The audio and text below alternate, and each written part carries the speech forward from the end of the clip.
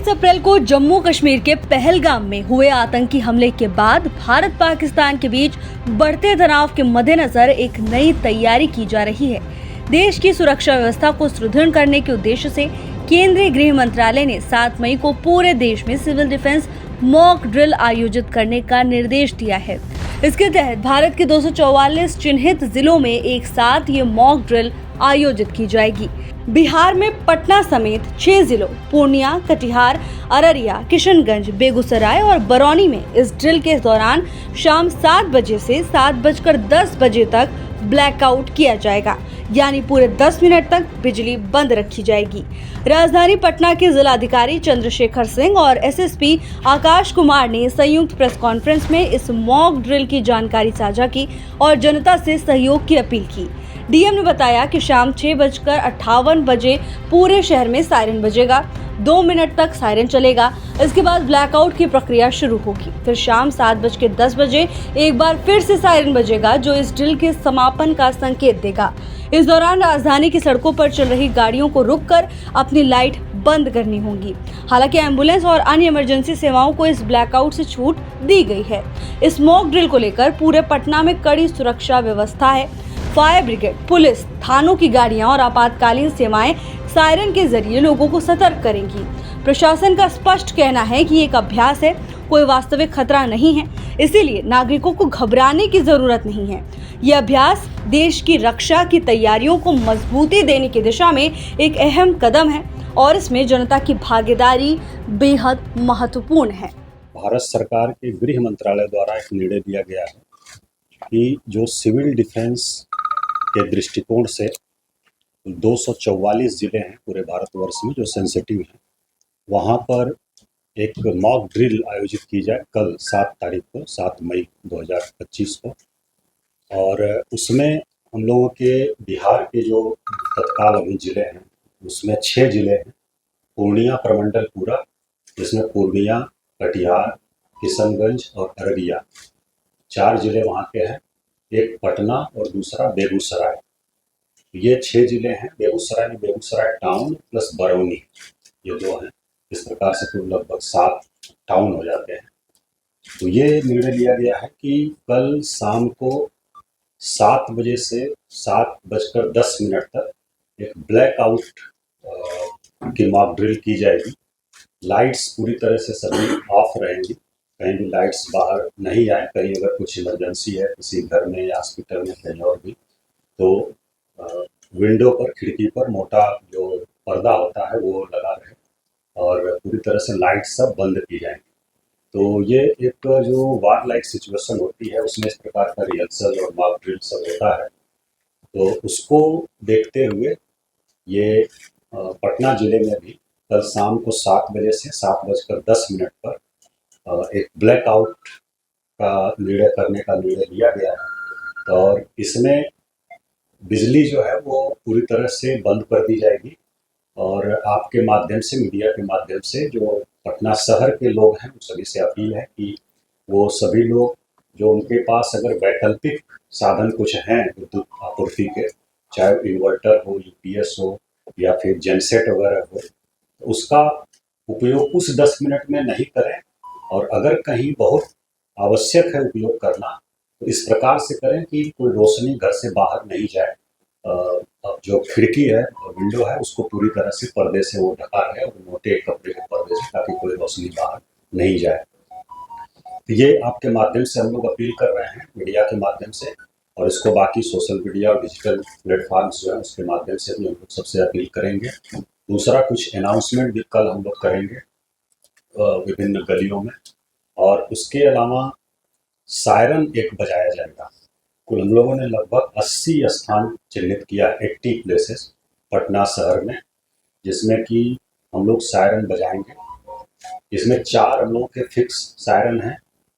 एक सचिवालय में है और एक हम लोगों का एनआईटी जो है वहाँ है गांधी घाट पर, पटना यूनिवर्सिटी में एक है, और एक और हम लोगों का है सिविल डिफेंस से एडीएम आपदा होंगे।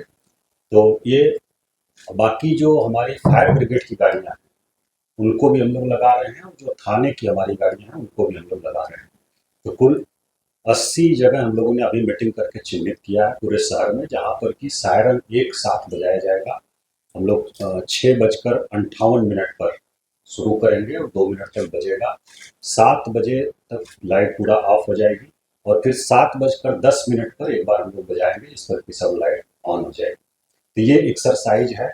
इसका उद्देश्य है कि कोई इस प्रकार की आकस्मिक परिस्थिति आती है और कोई चेतावनी हम लोगों को मिलती है एयरफोर्स से, हमारे बिहटा एयरफोर्स स्टेशन से या कहीं से भी, तो तुरंत मिनिमम पॉसिबल टाइम में ब्लैकआउट किया जा सके और सभी जो नागरिक हैं वो पूरी तरह से अलर्ट रहें और मिनिमम जो डैमेज हो मिनिमम हो, ये किया जाए। और अगर कहीं कुछ होता है फिर इवैक्यूएशन या अन्य चीज़ें हैं उसको हम लोग फर्दर आने वाले समय में एज पर इंस्ट्रक्शन हम लोग उसकी मॉक ड्रिल करेंगे। अभी कल का जो निर्णय हुआ है हमारे यहाँ गृह विभाग बिहार सरकार के और मुख्य सचिव महोदय ने अभी बैठक भी किया था, उसके आलोक में कि कल 7 मई को शाम को 7 बजे से 7:10 पर एक ब्लैकआउट की मॉक ड्रिल हम लोग करेंगे। इसमें कोई पैनिक होने की जरूरत नहीं है, बस अलर्टनेस के लिए है। सभी से हम मीडिया के माध्यम से अपील कर रहे हैं पूरे जिले वासियों से कि इसमें बिल्कुल 1% भी पैनिक होने की जरूरत नहीं है और आपको बस अलर्ट किया जा रहा है और एक बार हम लोग चेक कर रहे हैं, टेस्ट कर रहे हैं कि इस प्रकार की जरूरत पड़े तो हम लोग कितना तैयार हैं। ड्रिल है, एक एक्सरसाइज है और अलर्टनेस बस इसमें देखना है हम सभी लोगों को और अलर्ट रहना है सभी नागरिकों को। किसी प्रकार से पैनिक नहीं होना है, कूल एंड काम रहेंगे लोग, किसी प्रकार से पैनिक नहीं होना। तो हम लोगों की तरफ से इतना ही है। अगर कोई प्रश्न है आप लोगों का तो पूछ सकते हैं। 7 बजे तो बहुत पीक रहता है, गाड़ियाँ बहुत सड़क पर होती हैं। तो क्या गाड़ियाँ चलेंगी या लोग मोबाइल इस्तेमाल करेंगे? क्योंकि इससे हाँ, इसमें है कि जो गाड़ियाँ हैं उसको भी हम लोग अनुरोध करेंगे, जो 80 जगहों पर हम लोग का सिस्टम है लग रहा है, वहाँ से हम लोग अनुरोध करेंगे गाड़ी की लाइट भी ऑफ कर लें, लोग 10 मिनट के लिए रुक जाएं, जो जहाँ है वहाँ पर रुक जाए, गाड़ी की लाइट ऑफ कर लें, वो भी हम लोग सभी से अनुरोध कर रहे हैं। और उस दौरान मोबाइल की लाइट भी नहीं जलाना है, ये अच्छा प्रश्न है आपका। मोबाइल का लाइट भी नहीं जलाना है, ये भी हम लोग सुनिश्चित करें। बहुत सारी एम्बुलेंस वगैरह, चूंकि वो आपात स्थिति रहती है, पेशेंट वगैरह जाए, उनका क्या? नहीं, एम्बुलेंस को हम लोग नहीं रोक रहे हैं, एम्बुलेंस की छूट रहेगी। चूँकि ये मॉक ड्रिल है तो इसमें एम्बुलेंस को नहीं रोक रहे हैं। बाकी जो वास्तविक स्थिति कोई रहेगी तो जैसा इंस्ट्रक्शन होगा वैसा हम लोग करेंगे। बचाव को लेकर जो मॉक ड्रिल है, जैसे बिल्डिंग में कहाँ कुछ ना है, उस समय आपका किस तरह से पोस्चर हो, कैसे आप बचें, इसको लेकर भी कोई अलग से मॉक ड्रिल? अभी आने वाले समय में इसको कराया जाएगा। अभी कल का जो है सिर्फ ब्लैकआउट का है और इसके बाद इवैक्यूएशन या बचाव का जो होगा या फर्स्ट एड का और अन्य चीज़ें जो होंगी उसको लेकर के आने वाले दिनों में कराया जाएगा, उसको हम लोग अलग से बताएंगे। अभी कल का सिर्फ मॉक ड्रिल है, ये ब्लैकआउट। केवल शहरी क्षेत्र में होगा? हाँ, अभी सिर्फ टाउन एरिया शहरी क्षेत्र में, अभी पटना जो नगर निगम क्षेत्र है मुख्य वही हो रहा है, बाकी ग्रामीण क्षेत्रों में अन्य जगहों पर नहीं है।